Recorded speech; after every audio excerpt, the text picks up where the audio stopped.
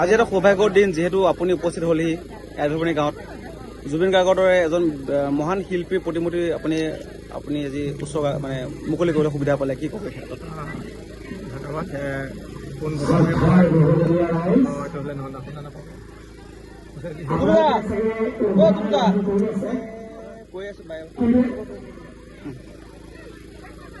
নমস্কাৰ।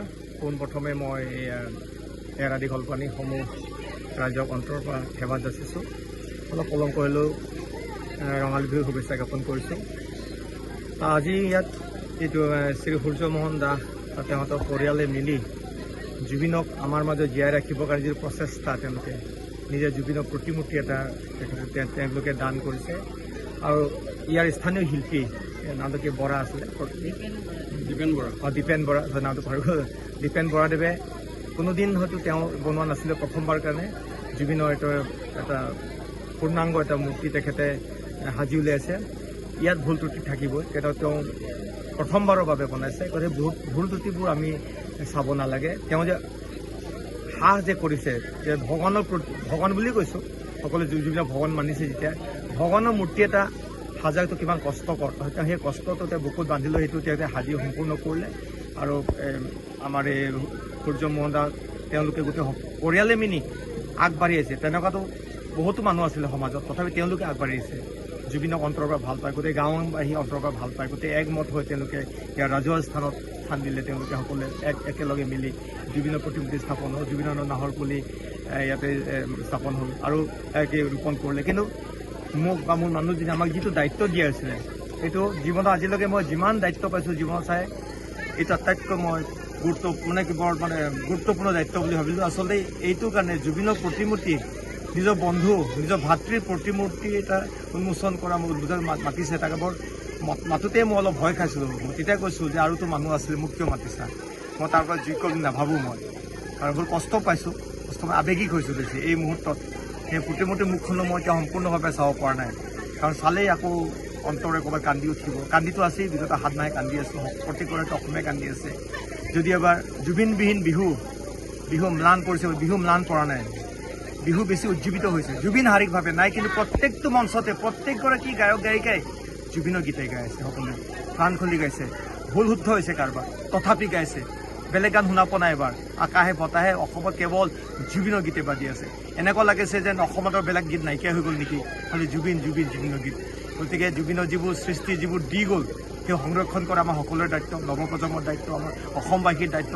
অকল গীতটো গালেই নহ'ব, গীতটো আমি সংৰক্ষণ কৰিব লাগিব, গীতটো বুজিব লাগিব, গীতটো নৱপ্ৰজন্মৰ মাজত আমি তেওঁলোকৰ হৃদয়ংগম কৰাব লাগিব, গীতৰ কথা বুজি পাব লাগিব, গীতৰ এটা গৱেষণা কৰিব লাগিব গীতটোৰ ওপৰত।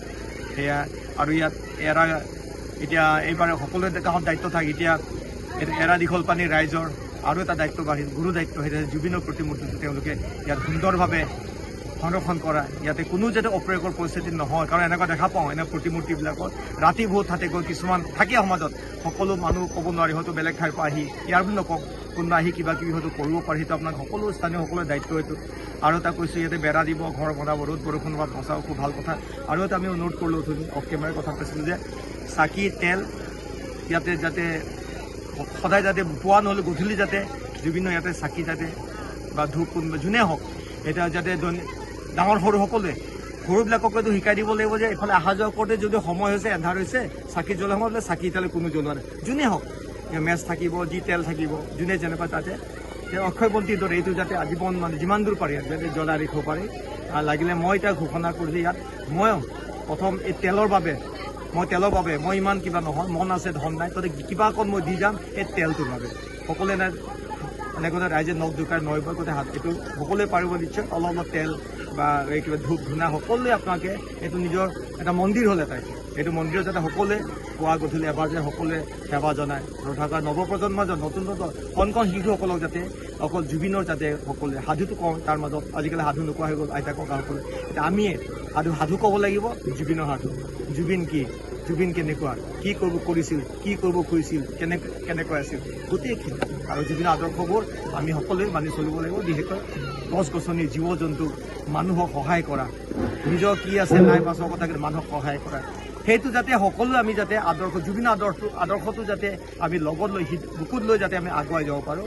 তেতিয়াই য'ত হ'লে এতিয়া প্ৰত্যেক অসমবাসী সেই কামটো কৰিব বিশ্বাস অসমতে সেইটো জুবিনক সকলোৱে অন্তৰত বিগত 7 মাহে কোনো জুবিনক পাহৰিব পৰা নাই। এই 7 মাহে মানুহে চকুলো টুকুৰে 7 মাহে মানুহে কান্দি আছে যেতিয়ালৈকে জুবিনে ন্যায় নাপাব। আৰু মই কামনা কৰোঁ যে অনতি পলমে আইন কানুন এটা বিচাৰ চলি আছে, সোনকালে বিচাৰ কিবা হওক আৰু দোষী যিসকল দোষী তেওঁলোকে যাতে কঠোৰ যাতে শাস্তি পায় তাৰ বাবে কামনা কৰোঁ। যিকোনো খবৰৰ বাবে যোগাযোগ কৰক আমাৰ এই নম্বৰত 9181 307 221।